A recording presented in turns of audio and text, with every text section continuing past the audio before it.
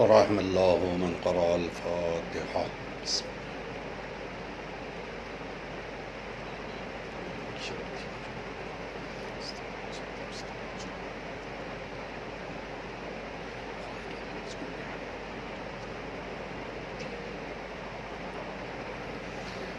لا حول ولا قوة إلا بالله العلي العظيم. أعوذ بالله من الشيطان اللعين الرجيم. بسم الله الرحمن الرحيم. الحمد لله الذي خلقنا في أمته الذي فاز رتبته إلى قاب قوسين وأكرمنا بولاية وصيه الذي ردت له الشمس مرتين وشرفنا بحب الزهراء أم السبتين التي فضلت على نساء العالمين وجعلنا من الباكين على مصاب الحسن والحسين وتسعة من ذرية الحسين الذين من بكى على مصابهم رجها حسناته أعمال الثقلين وهم أئمة المشرقين وهداة المغربين صلوات الله عليهم ما دامت النيرين. والصلاة والسلام على النبي الأمي مكي المدني القرشي الهاشمي الأبتهي النبي المسدد بشير المؤيد نزيل الممجد المصطفى الأمجد المحمود الأحمدي أبي القاسم محمد صلى الله عليه وسلم وعلى أهل بيته الطيبين الطاهرين المعصومين المظلومين ولعنة الله على أعدائهم أجمعين من الآن إلى قيام يوم الدين. أما بعد فقد قال الله في كتابه المجيد. بسم الله الرحمن الرحيم. يا أخت هارون ما كان أبوك امرأ سوء وما كانت أمك بغيا فأشارت إليه. قالوا كيف نكلم من كان في المهد صبيا قال إني عبد الله آتاني الكتاب وجعلني نبيا وجعلني مباركا أينما كنت وأوصاني بالصلاة والزكاة ما دمت حيا. عزیزان محترم و عاشقان امام حسین، پروردگار عالم والدہ امام حسین جناب فاطمہ زہرا سلام اللہ علیہا کے صدقے اور طفیل میں ہماری اس کوشش کو اپنی بارگاہ میں درجہ قبولیت عطا کرے، اور جتنے بھی چاہنے والے سننے والے تشریف فرما ہیں پروردگار سب کو صحت و سلامتی عطا کرے، توفیقات و درجات میں بلندی عنایت کرے۔ پروردگار بحق محمد و آل محمد خاص طور سے بانی اعضا ہمارے آصف جاں بھائی، الہی انہیں بھی صحت و سلامتی عطا کر۔ اے میرے معبود رزق میں وسعت عطا کر، کاروبار میں ترقی عنایت کر، دلی مراد کو پورا فرما۔ اے میرے معبود بحق محمد و آل محمد عزاداری کے صدقے میں انہیں ان کے گھر والوں کو تمام تر آفات عرضی و سماوی مشکلات دینی و دنیاوی سے نجات عطا فرما۔ اے میرے معبود اس سے بہتر ہدیے کی توفیق عطا کر۔ عزیزان محترم، ایک سلسلہ گفتگو ہے جو آپ کی خدمت میں عرض کیا جا رہا ہے۔ سلسلہ عزا کی 8ویں مجلس ہے اور 1445 ہجری کا ماہ محرم ہے۔ میں نے مستقل ایک گفتگو آپ سے کی ہے، آج بھی اسی سلسلے میں تھوڑا سا آگے بڑھ کے بات کرنا ہے۔ زیادہ دیر زحمت نہیں دوں گا، چونکہ محرم کی 8 تاریخ ہے۔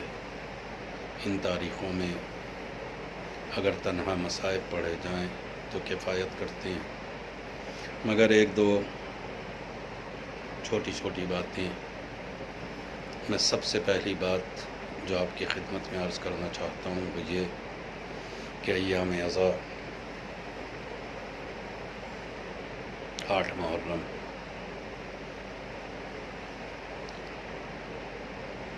یعنی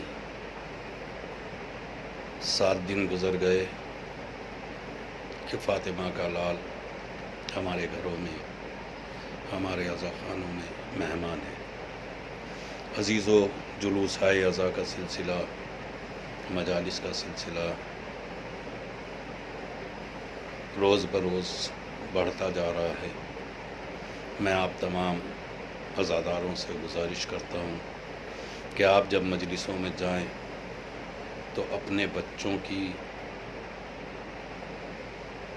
ہاتھ پکڑ کے، اپنے بچوں کو انگلیاں تھام کے مجلسوں میں ضرور لے کے جائیں، اور جس طریقے سے آپ مجلس میں بیٹھتے ہیں ویسے ہی اپنے پاس اپنے بچوں کو بھی بٹھائیں اور انہیں تاکید کریں کہ بیٹا جو پڑھا جا رہا ہے اسے غور سے سنو، جو کہا جا رہا ہے اسے سمجھنے کی کوشش کرو۔ فرش عزا پہ بیٹھنے کا ادب، مجلس عزا میں بیٹھنے کا ادب انہیں بھرپور طریقے سے سکھائیں۔ کیوں؟ اس لیے کہ ضروری ہے کہ ہم اپنے بات کے لیے اپنے بچوں کو اپنی زندگی میں مکمل طریقے سے عزا کا طریقہ سکھا کے جائیں۔ ہمارے اوپر ضروری ہے کہ ہم انہیں بتائیں کہ عزاداری کس طریقے سے کرنا ہے اور عزادار بن کے کس طریقے سے رہنا ہے۔ اس کے بعد عزیزو، دوسرا مسئلہ جو میری نظر میں بہت ضروری ہے، چونکہ عزاداری عبادت ہے، مجالس عبادت ہیں، جلوس عزا عبادت ہیں، اور ہم انہیں رسم سمجھ کے انجام نہیں دیتے، رواج سمجھ کے انجام نہیں دیتے، ایسے ہی ہمارے اوپر کوئی چیز لاد دی گئی ہے یہ سمجھ کے ہم عزاداری نہیں کرتے ہیں، بلکہ ہم نے عزاداری کو صرف اور صرف اس نیت سے انجام دیتے ہیں یا دے رہے ہیں یا آنے والے ادوار میں دیں گے کہ عزاداری عبادت ہے، اور عبادت کے لیے جو شرائط ضروری ہیں ان شرائط کا ہونا بھی لازمی ہے۔ ہر آدمی کو ان کا لحاظ رکھنا ضروری ہے۔ مجھے بتانے کی ضرورت نہیں ہے، آپ لوگ خود ہی جانتے ہیں کہ جب بھی ہم کسی عبادت کو انجام دیتے ہیں تو وہ عبادت بغیر شرائط کے نہیں ہوتی۔ اس عبادت کو انجام دینے کے لیے کچھ مقدمے ہوتے ہیں جنہیں انجام دینا پڑتا ہے۔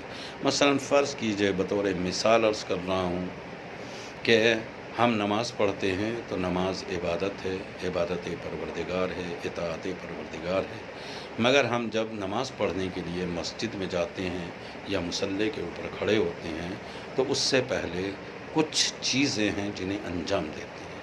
تو نماز پڑھنے سے پہلے ہم جو چیز انجام دیتے ہیں وہ نماز کا مقدمہ ہے۔ یوں ہی کھڑے ہو کے ہم نماز نہیں پڑھ لیتے ہیں، بلکہ پہلے وضو کرتے ہیں، اپنے جسم کو طاہر بناتے ہیں، ہم ظاہری جسم کی طہارت کرتے ہیں۔ تو نماز چونکہ عبادت ہے، لہذا نماز کو انجام دینے کے لیے جسم کے ظاہر کا پاک ہونا ضروری ہے، جسم کے ظاہر کا طاہر ہونا ضروری ہے، لہذا ہم اس طہارت کی بنیاد کے اوپر وضو کرتے ہیں۔ وضو ہمارے ظاہری بدن کی طہارت کا نام ہے۔ میرے عزیزو، جیسے نماز پڑھنے کے لیے جسم ظاہری کا پاک ہونا ضروری ہے، ویسے ہی عزا جیسی عبادت کو انجام دینے کے لیے ہمارے روح باطنی کا پاک ہونا لازمی ہے۔ لہذا جب ہم عزاداری میں جائیں، جب ہم مجلسوں میں جائیں تو اپنی روح کو پاک بنا کے جائیں، روح کو طاہر بنا کے جائیں۔ عزیزو، غور کریں، فکر کریں، جب بھی عزاداری میں شریک ہوں تو بغیر تدبر کے شریک نہ ہوں، بغیر غور کیے آپ واقعاً عزا کو انجام نہیں دے سکتے ہیں۔ ایسے بھی قرآن کا حکم ہے کہ آپ ہمیشہ غور کریں، آپ ہمیشہ فکر کریں، آپ ہمیشہ تدبر کریں۔ قرآن مجید کا فرمان ہے اِنَّ فِي ذَلِكَ لَآيَاتٍ لِقَوْمٍ يَتَفَكَّرُونَ۔ کیا مطلب ہے؟ اِنَّ فِي ذَلِكَ لَآيَاتٍ لِقَوْمٍ يَتَفَكَّرُونَ، صاحبان فکر و نظر کے لیے نشانیاں پائی جاتی ہیں۔ لہذا ہر آدمی کے اوپر لازمی ہے کہ وہ غور کرے، وہ فکر کرے، اور اگر غور و فکر نہیں کر رہا ہے تو میرے خیال میں جو عبادت اسے صحیح معنی میں انجام دینی چاہیے وہ عبادت انجام نہیں دے پا رہا ہے۔ لازمی ہے، عبادت کے لیے ضروری ہے کہ انسان پہلے غور و فکر کرے، اور اگر غور و فکر نہیں کر رہا ہے تو میری کون سی عبادت ہے جسے انجام دے رہا ہے؟ ہمارے اور آپ کے 8ویں امام کا بھی ارشاد ہے، ابھی جو میں نے پڑھی قرآن کی آیت تھی، اِنَّ فِي ذَلِكَ لَآيَاتٍ لِقَوْمٍ يَتَفَكَّرُونَ، اور اسی طریقے کا فرمان ہے ہمارے اور آپ کے 8ویں امام، امام علی رضا علیہ السلام کا۔ امام رضا نے فرمایا لَيْسَ الْعِبَادَةُ كَثْرَةِ الصَّلَاةِ، زیادہ نماز پڑھنا عبادت نہیں ہے۔ لیس العبادہ، عبادت نہیں ہے، کثرت الصلاۃ، نماز کی کثرت، زیادہ نماز پڑھنا عبادت نہیں ہے۔ والصوم، یا زیادہ روزے رکھ لینا عبادت نہیں ہے۔ انما العبادۃ التفکر، عبادت غور و فکر کرنا ہے، عبادت تدبر کرنا ہے، عبادت تفکر کرنا ہے، عبادت سوچنا ہے۔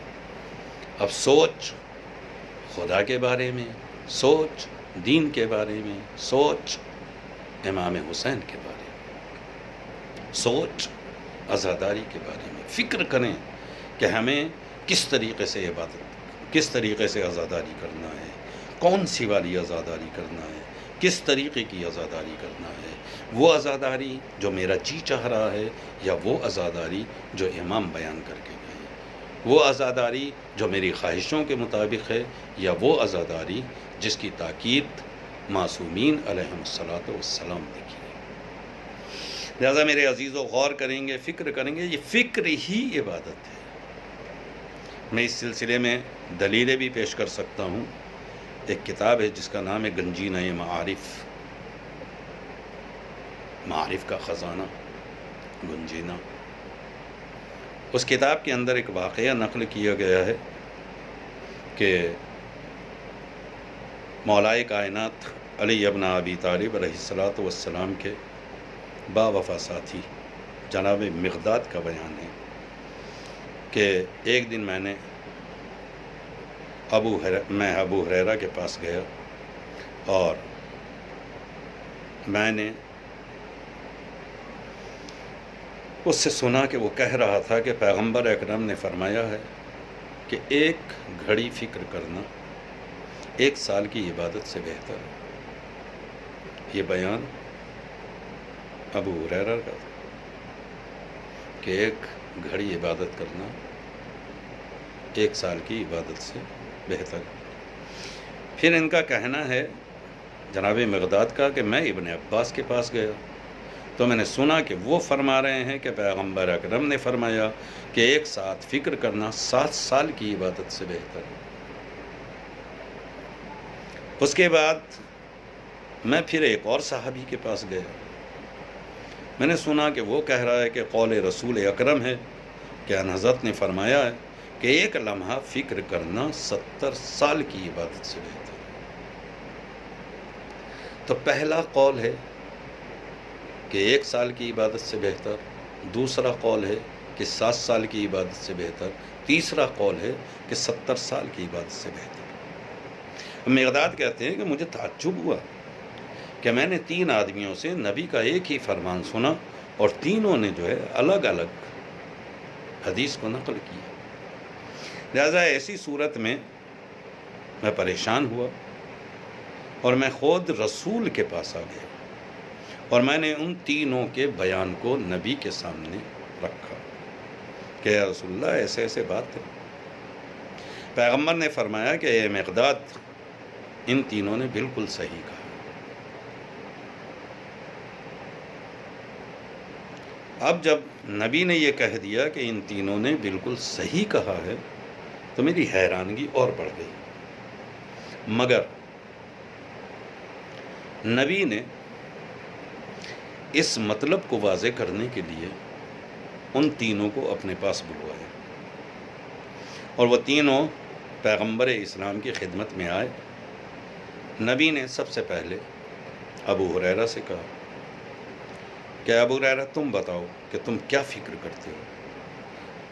اس نے کہا یا رسول اللہ میں قرآن کے مطابق فکر کرتا ہوں، جو کچھ قرآن نے کہا ہے کہ صاحبان فکر و نظر زمین و آسمان کی تخلیق میں غور و فکر کرتے ہیں، لہذا میں بھی قرآن کے مطابق زمین و آسمان کے بارے میں، اسرار کے بارے میں، زمین و آسمان کے راز کے بارے میں، تخلیق کے بارے میں غور و فکر کرتا ہوں۔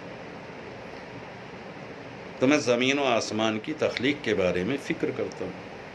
تو نبی نے فرمایا کہ واقعاً تیری عبادت جو ہے، تیرا غور و فکر کرنا جو ہے، تیری ایک ساتھ کی فکر جو ہے وہ 1 سال کی عبادت سے بہتر ہے۔ اس کے بعد ابن عباس سے کہا کہ تم کیا فکر کرتے ہو؟ ابن عباس نے جواب دیا کہ میں موت اور روز قیامت کے بارے میں غور و فکر کرتا ہوں۔ تو پیغمبر نے کہا تمہارا 1 ساتھ عبادت فکر کرنا، 1 گھڑی عبادت کرنا واقعاً 7 سال کی عبادت سے افضل اور بہتر ہے۔ اب مرحلہ آیا تیسرا، لہذا رسول نے اپنے صحابی سے کہا کہ تم کیا فکر کرتے ہو؟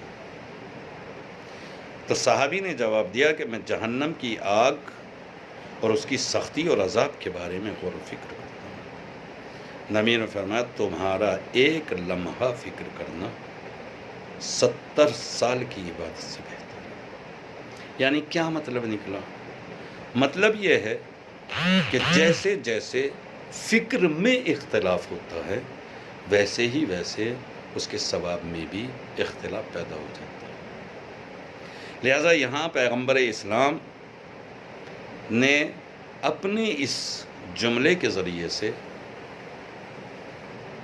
ہمارے ذہنوں کو متوجہ کیا کہ تم جتنی فکر میں بلندی پیدا کرو گے اتنا ہی تمہارا ثواب بھی بلند ہو جائے گا۔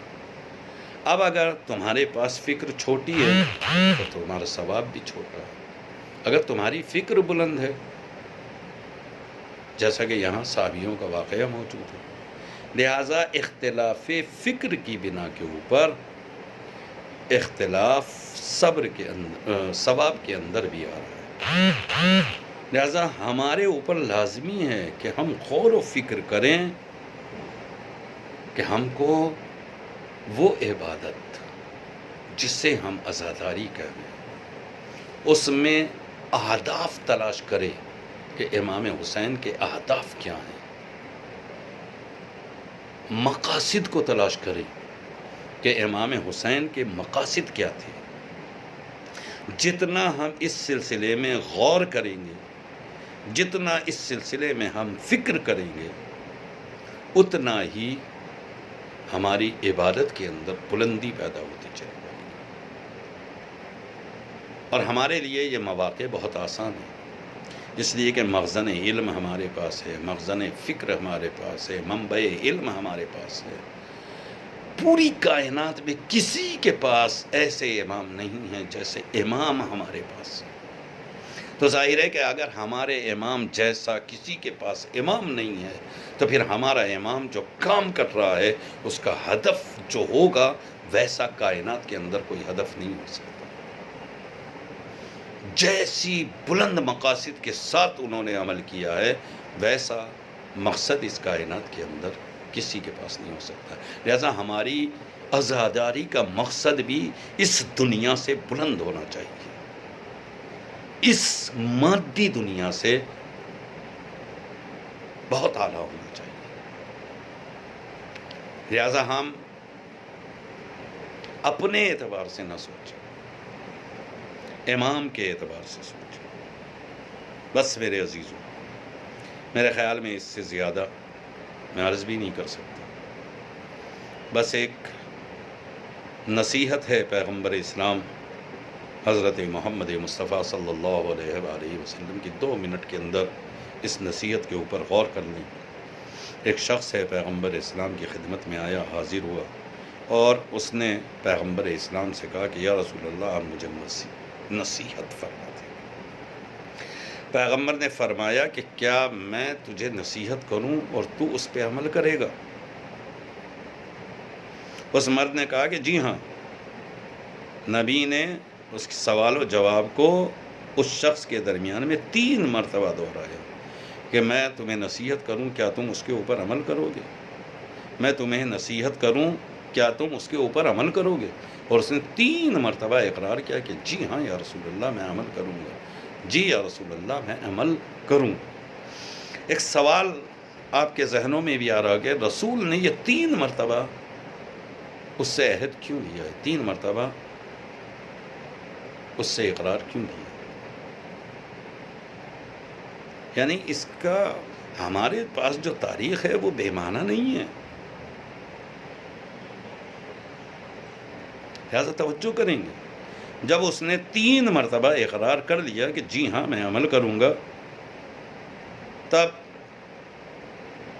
پیغمبر اسلام نے فرمایا کہ جب بھی کسی کام کا ارادہ کرو تو پہلے غور و فکر کرو، پہلے تفکر اور تدبر کرو، اس کے نتیجے کے بارے میں غور کرو. اگر اس کا نتیجہ کامیابی اور ہدایت ہے تو اس کام کے پیچھے دوڑ، اس کام کو انجام دو. اور اگر اس کا نتیجہ برا اور گمراہ کن ہو تو ایسے کام سے دور ہو جاؤ. رسول اسلام کا اس شخص سے تعہد اور اقرار لینے سے یہ معلوم ہوتا ہے کہ پیغمبر اکرم تفکر اور تدبر کے بارے میں کتنی اہمیت کو بیان کرنا چاہتے ہیں، اور ہم کو سمجھانا چاہتے ہیں کہ غور و فکر کی اپنے اندر عادت ڈال لو. بغیر غور و فکر کے کسی کام یا کسی عمل کو انجام نہ دو. لہذا میرے عزیزو، میرے بھائیوں، اگر نبی غور و فکر کے بارے میں اتنی اہمیت کے قائل ہیں کہ اس کے نتیجے پہ نظر رکھو، بغیر نتیجے پہ نظر رکھے ہوئے عمل انجام نہ دو، تو اب ہمیں ہر کام کرنے سے پہلے غور و فکر کرنا ہوگا، سوچنا ہوگا، تدبر کرنا ہوگا، تفکر کرنا ہوگا. اگر امام حسین نے مدینہ چھوڑا ہے تو بے سوچے یا بے سمجھے، بغیر غور و فکر کے نہیں چھوڑا، بغیر نتیجے کو مد نظر رکھے ہوئے امام حسین کربلا کے میدان تک نہیں آئے.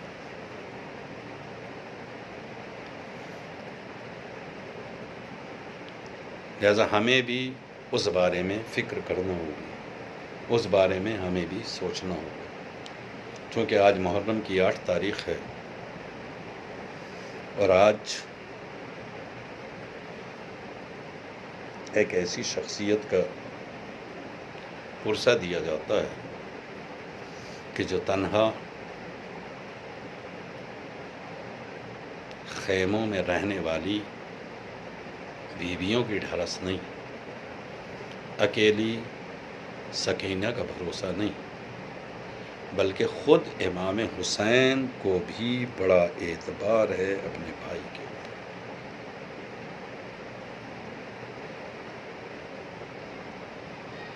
بڑا اعتماد کرتے ہیں امام حسین بھی باب الحوائج.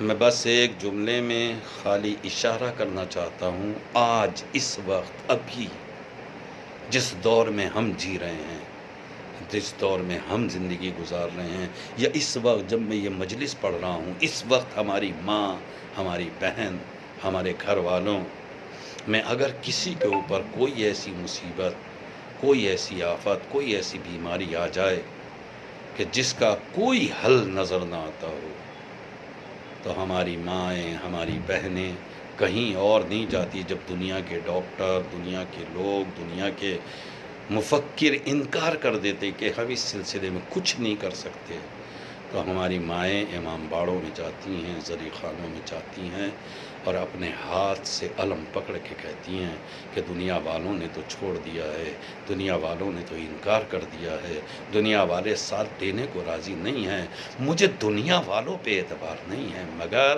میرے غازی میں آپ کے اوپر اعتبار کرتی ہوں، مولا مجھے آپ کے اوپر اعتبار ہے، آپ میری مصیبت کو ٹال دیں گے، آپ میرے بھائی کو شفا عطا کر دیں گے، آپ میرے باپ کو زندگی عطا کر دیں گے، آپ لا علاج بیماری کا علاج فرما دیں گے، میرے بھائی کا علاج کر دیجئے، میری مصیبت کو دور کر دیجئے، مجھے اس آفت سے نکال دیجئے، مجھے اس مشکل سے نکال دیجئے۔ میں ایک جملہ کہنا چاہتا ہوں، اگر آج ہماری ماں، ہماری بہنوں، ہمارے بھائیوں کو اتنا اعتبار ہے تو کل زینب کو کتنا اعتبار رہا ہوگا، کل سکینہ کو کتنی ڈھارس رہی ہوگی، لیکن جب یہی زینب کا سہارا امام حسین کی خدمت میں آ کے کہتا ہے کہ مولا مجھے بھی اجازت دے دیجئے، میں بھی میدان میں جانے کے بعد آپ کی نصرت میں اپنی جان کو قربان کرنا چاہتا ہوں، جناب امام حسین نے کئی بار کہا عباس تم میرے لشکر کے سردار ہو، عزیزو عباس نے آخر میں بس اتنا ہی کہا مولا وہ لشکر ہی کہاں ہے جس کا میں علمبردار ہوں، مولا جہاں لشکر چلا گیا ہے مجھے بھی وہیں جانے کی اجازت مرحمت کر دیجئے۔ عزیزو امام حسین نے بس اتنا کہا کہ ایک کام کرو عباس، جاؤ پہلے خیمے میں جا کے اجازت لے لو۔ عزیزو جناب عباس جناب زینب کے خیمے میں آئے ہیں، کیوں امام حسین نے عزیزو جناب زینب کے خیمے میں بھیجا ہے، لہذا جناب عباس نظروں کو جھکائے ہوئے خیمے میں آنے کے بعد کہا میری شہزادی میرے مولا نے کہا ہے کہ پہلے میں آپ سے اجازت لے لوں، آپ مجھے اجازت دے دیجئے۔ عزیزو ایک مرتبہ جناب زینب کہتی ہیں عباس ایک بار نگاہیں اٹھا کے تو دیکھو، بس عزیزو جناب عباس کہتے ہیں اے شہزادی میری ماں نے وصیت، میری ماں نے کہا ہے کہ کبھی بھی زینب کے چہرے پہ نگاہ نہ ڈالنا، اسی لیے میں قدموں میں نگاہیں رکھتا ہوں۔ عزیزو اب سمجھ میں آیا کہ کیا تربیت دی ہے جناب زینب کے بارے میں جناب ام البنین نے، شہزادی کے بارے میں جناب عباس کو، امام حسین کے بارے میں جناب عباس کو، اور جناب عباس نے کبھی زینب کو بہن نہیں کہا، کبھی حسین کو بھائی نہیں کہا، جب بھی کہا شہزادی، جب بھی کہا میرے مولا و آقا۔ عزیزو اجازت ملی، جناب عباس اپنے راہوار پہ سوار ہوئے، امام حسین کو سلام آخر کیا، اور ایک مرتبہ میدان کارزار کی طرف جب چلنا چاہتے تھے میرے مولا امام حسین نے کہا غازی 1 منٹ کے لیے ٹھہر جاؤ، ذرا پرچم کو نیچے کرو۔ عباس نے جیسے ہی پرچم کو جھکایا، لکھا ہوا تھا نصر من اللہ و فتح قریب، حسین نے اپنے ہاتھوں سے لکھا انا للہ و انا الیہ راجعون۔ عزیزو جناب عباس ایک مرتبہ میدان کارزار کی طرف آگے بڑھے، بس مجھے پوری تفصیل عرض نہیں کرنا ہے، اتنا کہوں گا ایک مرتبہ غازی دریا پر آیا، فرات میں مشکیزے کو ڈالا، دل کو ڈھارس ملی اب سکینہ کے لیے پانی کی مہیا ہو جائے گا، مگر عزیزو جب لے کے خیمہ حسینی کی طرف بڑھا ایک ظالم نے وار کیا، عباس کا ایک شانہ جدا ہوا، ایک ظالم نے پھر چھپ کے وار کیا، عباس کا دوسرا شانہ جدا ہوا، ایک تیر مشکیزے میں آ کے لگا، عباس کی آرزو ٹوٹ گئی، عباس کی ڈھارس بہنے لگی۔ عزیزو ایک مرتبہ وہ وقت بھی آیا کہ جب جناب عباس نے آواز دی زین سے زمین کی طرف آتے ہوئے، اے میرے مولا میری مدد کے لیے آ جائیے۔ عزیز و امام حسین ایک مرتبہ میدان کارزار کی طرف چلے، دریا کے کنارے آنے کے بعد عباس کے سرہانے پہنچے، آواز دی میرے بھائی، اے میرے بھائی عباس۔ عزیز و عباس نے ایک مرتبہ امام حسین سے ایک جملہ کہا آقا میں نے سنا ہے جب دنیا میں آیا تھا تو سب سے پہلے آپ کی زیارت کی تھی، مولا اب دنیا سے جانا چاہتا ہوں تو خواہش ہے کہ ایک بار آپ کے چہرے کی زیارت کر لوں۔ حسین نے تڑپ کے کہا میرے بھائی پھر آنکھیں کھولو، میرے چہرے کی زیارت کرو۔ عزیز و جناب عباس کہتے ہیں مولا بدن میں ہاتھ موجود نہیں ہے، ظالموں نے میرے شانے قلم کر دیے ہیں، آقا اگر ہاتھ ہوتے تو آپ کو زحمت نہ دیتا، بس آپ میری ایک آنکھ میں تیر لگا ہے، ایک آنکھ میں خون در آیا ہے، اگر آنکھ سے خون کو صاف کر دیا جائے تو میں چہرے کی زیارت کروں۔